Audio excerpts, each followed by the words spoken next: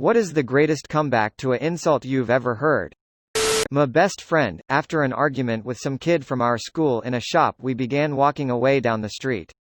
Kid, where you going, pussy? Friend, your mom's house. Kid, my mom lives the other way, idiot. Friend, nah, I meant your real mom. A friend in high school on our way to a track meet. He was staring at a car in the parking that was really nice. When this Dbag saw him. Dbag, why bothering looking at that when you know you'll never be able to get one? My friend, the same reason you watch porn. The entire bus erupted and it's still one of the funniest things I've ever heard. He's gonna need some flex tape to seal those wounds. It's gotta be the aliens locker room scene for me. Hudson, hey Vasquez, have you ever been mistaken for a man? Vasquez, no, have you? Edit, brain derped with the film title. Context, John Oliver from HBO interviews Stephen Hawking, may he rest in peace, Joe, and there may be a universe where I am more intelligent than you. Shish, there may even be a universe where you are funny. English class in middle school. Kid A, yo, Kid B, your mama waited on me at McDonald's last night. Must feel like shit having a mom that works at McDonald's. Kid B, at least my mom gets out of bed to go to work. English teacher far louder than he realized, damn. The rest of us were laughing so hard, the teacher next door popped her head in to see what was going on.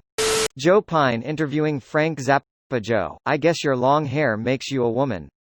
FZ, I guess your wooden leg makes you a table. How does a dude named Pine have a wooden leg? What if it's mahogany or oak? Ha ha ha, I didn't even think about that.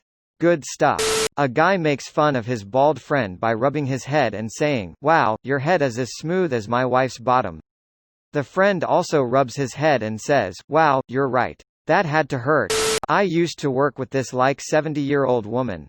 She was our supervisor, and one day one of the ladies who worked with us told this old lady to kiss my ass, and the old lady replied, where do I start? You're so fat your crack goes all the way up your back. Gran, how many times do we have to tell you? We are not a crematorium.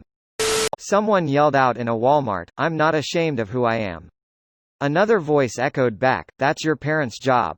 If you weren't so stupid, what would you be? Asks the husband. The wife replies, without even skipping a beat. Single. So there was two girls fighting and one of them looks at my sister who was minding her own busyness and says, you go to hell too. My sister, do you want me to say anything to your mom? My sister started saying, go to hell, as a moody, often rude, teenager. She is a couple of years older than me. One day she said it to me after she'd been chastised by our dad, for something she had done. I usually shrugged of her insults because they were meaningless. This day, however, I retorted, why would I go anywhere you are? I'm still pleased at my 13-year-old brain for that one. I do remember her slamming her bedroom door as her comeback. Definitely a great comeback, but not to an insult, more to an annoyance. I was a camp counselor for a few years at a summer camp.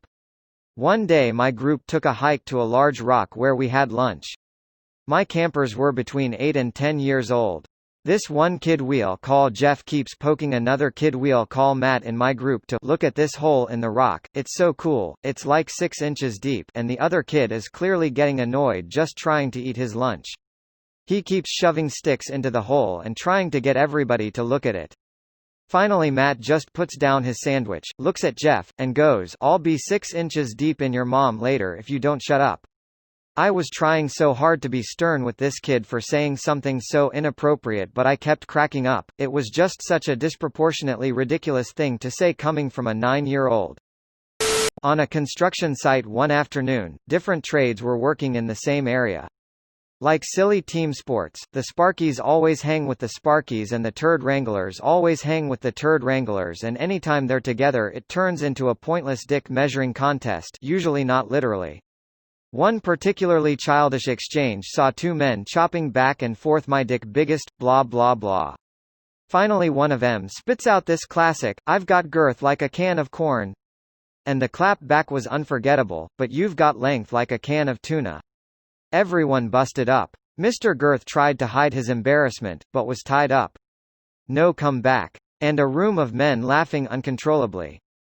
I was the one insulted, but not the one with the comeback. I was out with a coworker and her friends, and my buddy and I were leaving a little too early for her sensibilities. She jokingly got up in my face and said, "Smell that? Smells like pussy." A guy playing at the pool table next to us stepped forward and said, "I'm sorry, that must be me. I just ate. It was amazing. Smooth. Goddamn. What are you looking at?" I'm still trying to find out. When I used to say, "What are you looking at?" to my mum, she used to say, "I don't know." The label fell off. I used to respond with, "Good question." Chelsea Handler told Russell Brand, "The way you are looking at me makes me wants to cover my vagina." He replied, "Ma'am, if I had a rubber glove, I'd do it for you." Crowd burst into laughter and she even acknowledged, "That was good." Chelsea Handler was doing a difficult interview with Kevin Spacey, so she offered him a Vicodin. He answered, "Do you have any left?" Quiet guy in my art class got called Queerbait.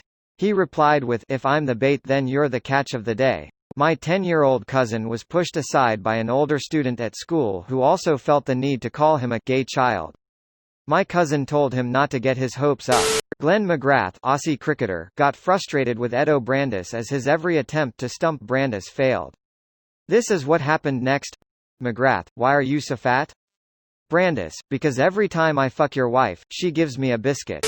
A friend of mine was getting bitched at by these two identical twin girls in a class one had once.